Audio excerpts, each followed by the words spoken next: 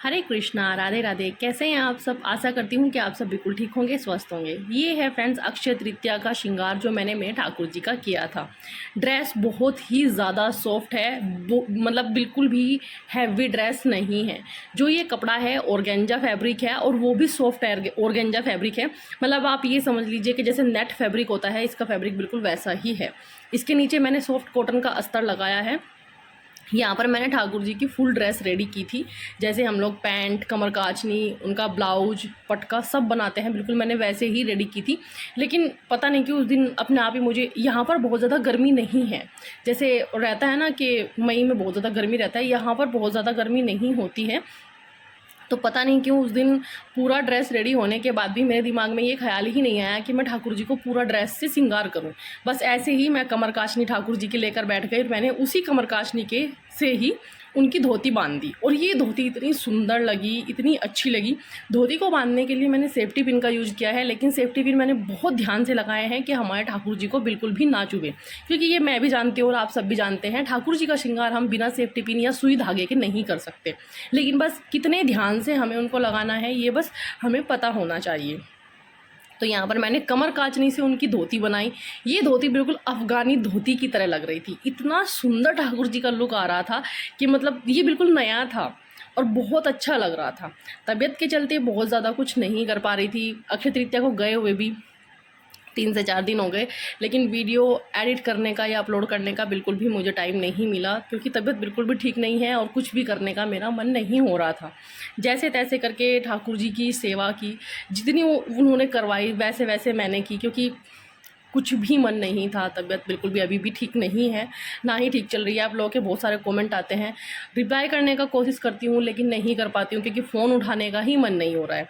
और वीडियो भी मैंने स्पेशल शूट नहीं की, उनका श्रृंगार कर रही थी, बस कैमरा ऑन करके रख दिया था कि जो भी सूट होगा ठीक है, नहीं भी सूट होगा तो भी कोई दिक्कत नहीं। इस ड्रेस के साथ में ज्वेलरी मैंने वही उनको सेम पहनाई है जो मैंने उनको ज्वेलरी जन्माष्टमी पर पहनाई थी। ये ज्वेलरी मुझे बहुत अच्छी लगती है, मतलब अगर मैं बताऊं तो मेरी फेवरेट ज्वेलरियों में से एक है, जो मेरे राधा कृष्णा जी की ज्वेलरी है। तो मैंने इसके ऊपर ना सेम यही ज्वेलरी पहनाई, क्योंकि बहुत अच्छी जा रही थी और शायद ना ठाकुर जी को भी यही पहननी थी, क्योंकि मैं ज्वेलरी जब देख रही थी कई सारी के इसके ऊपर ये पहना के देखूँ, वो पहना कर देखूँ, तो बार बार दिमाग में ना यही चढ़ रही थी कि बस यही पहनानी है, ये बहुत सुंदर लगेगा। येलो रेड के साथ में ग्रीन कॉम्बिनेशन बहुत अच्छा लगता है।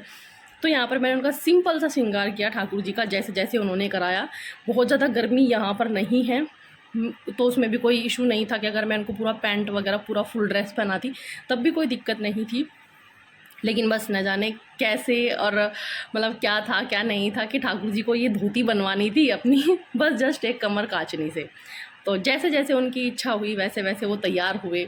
बस मैं तो करती गई उनका श्रृंगार और बहुत अच्छा उनका श्रृंगार हुआ, बहुत प्यारा लगा, क्योंकि इतने लंबे टाइम के बाद आजकल उनका श्रृंगार हो रहा है, तो वैसे भी मतलब उनसे नज़रें हटती नहीं हैं। तो आप सबका अक्षय तृतीया का त्यौहार बहुत अच्छा रहा होगा, यही उम्मीद करती हूँ मैं। मेरा भी बहुत अच्छा रहा, बहुत ज़्यादा कुछ नहीं कर पाई लेकिन जितना भी हुआ बहुत अच्छा हुआ। उसका सारा वीडियोज़ है मेरे पास, सब सारी वीडियो है। मतलब उस दिन लड्डू गोपाल जी के श्रृंगार की भी हैं, ठाकुर जी की भी है, राधा कृष्णा जी की भी है, और जो उस दिन हम लोग पूजा किए थे उसका व्लॉग भी है। लेकिन बस वही है कि उनको एडिट नहीं कर पा रही हूँ, अपलोड नहीं कर पा रही हूँ, ये एक मेन दिक्कत आ रही है अभी। क्योंकि जब आप लंबे टाइम तक बीमार रहते हैं तो रिकवरी में भी आपको काफ़ी ज़्यादा टाइम लग जाता है। स्पेशली तबीयत थोड़ा ठीक भी होना तो वीकनेस आपको बहुत ज़्यादा फील होती है। तो अभी वही सब चीज़ें थोड़ा थोड़ा चल रही हैं।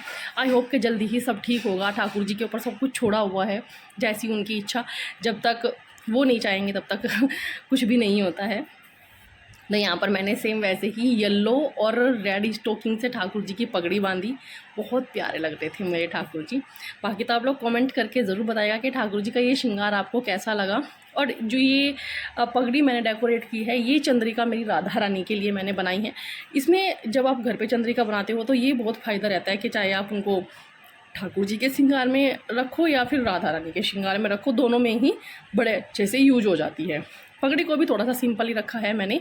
और ये भी एक ठाकुर जी का और राधा रानी का शॉर्ट नेकलेस है जो मैंने इनकी पगड़ी के ऊपर लगाया है, क्योंकि यहाँ पर ज्वेलरी मुझे पूरी की पूरी ग्रीन ही रखनी थी।